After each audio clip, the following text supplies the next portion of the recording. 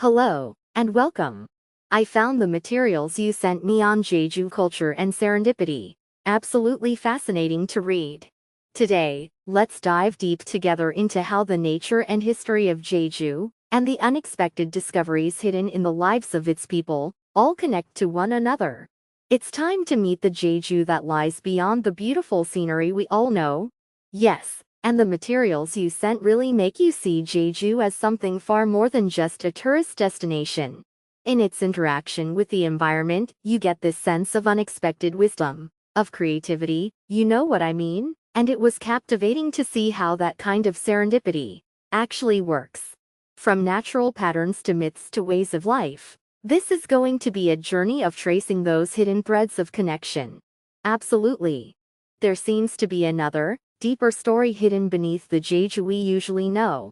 So, shall we step into your materials together? Let's start with nature first.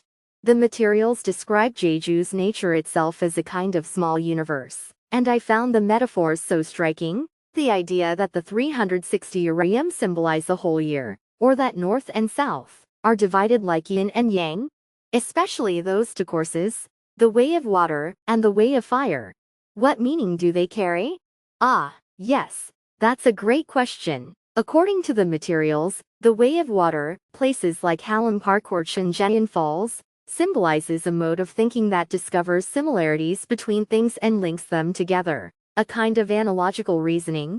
The way of fire, on the other hand, spots like Monjangul Cave, or Sungsanil Cholbong Peak, represents a fierce empathy born from intense communion with nature. Analogical reasoning and fierce empathy. Yes. Take Monjangul Cave, for example. The island of Jeju itself is shaped like a turtle, which connects to Hyunmu, the symbol of water, and then inside the cave you find the forms of the four guardian deities, the blue dragon, the white tiger, the vermilion bird, and the black tortoise, and through them you read a kind of cosmic order. So in a space made of fire, of lava, you discover the symbol of water and the very roots of the universe. And this, the materials interpret, is a prime example of serendipity within nature, finding a meaningful connection in the most unexpected place. So it wasn't simply a beautiful nature trail after all, it holds a whole way of understanding the world. And I hear that the wisdom of the Jeju people in surviving this kind of environment is also tied to serendipity, going beyond the famous 3 abundances, to even mention the 5 abundances, and the ways they overcame such a harsh land were really fascinating. That's right, the environmental constraint of having so many stones actually led to a form of creativity, the batdum, the stone-filled walls that are a landscape found nowhere else in the world.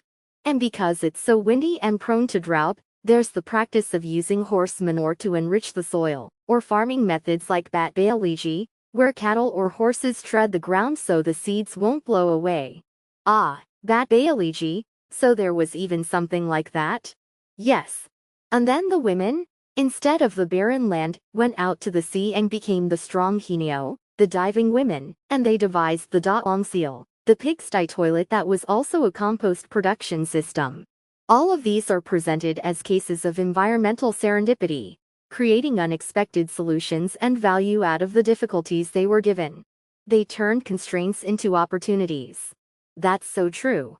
And this creativity seems to go beyond mere survival skills, showing up even in myth, and in the interpretation of history.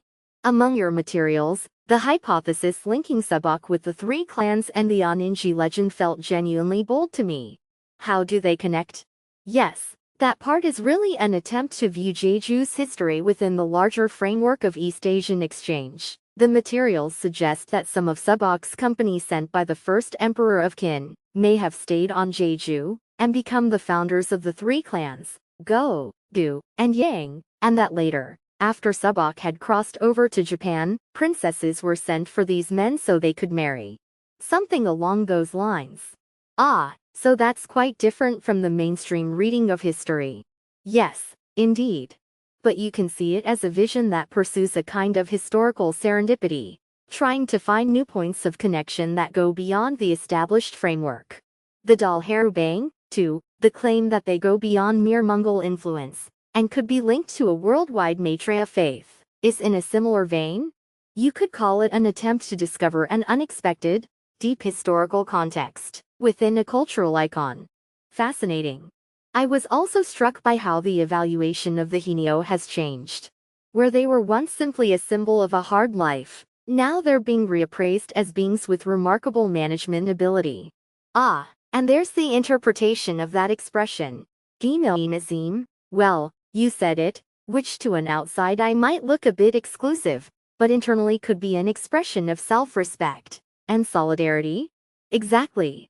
That reappraisal of the Hinio came from discovering, in the community's autonomous way of operating and its systems for sharing the catch, striking parallels with modern management strategy. Beneath the grueling labor, they found a hidden wisdom and system.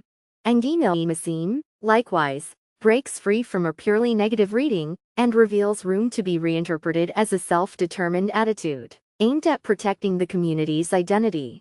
In this same way, the labor exchange of Sunurium, the communal grave tending of Modea Molcho, and even Kim Manduk's spirit of giving, your materials show that all across Jeju's culture, even in the midst of hardship, there's a cultural serendipity woven in that creates positive outcomes through relationship and cooperation.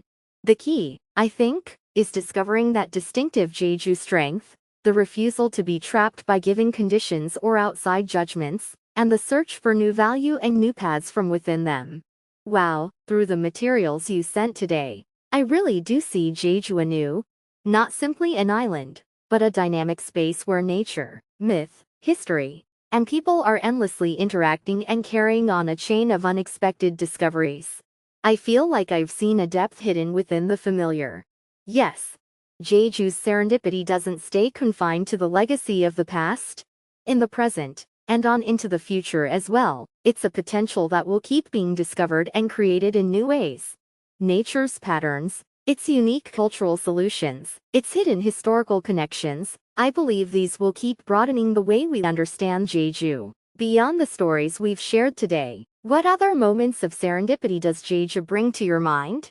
It would be fascinating to take a moment and think about what we might have missed in your materials, or what other hidden connections and potential of Jeju might live within your own experience.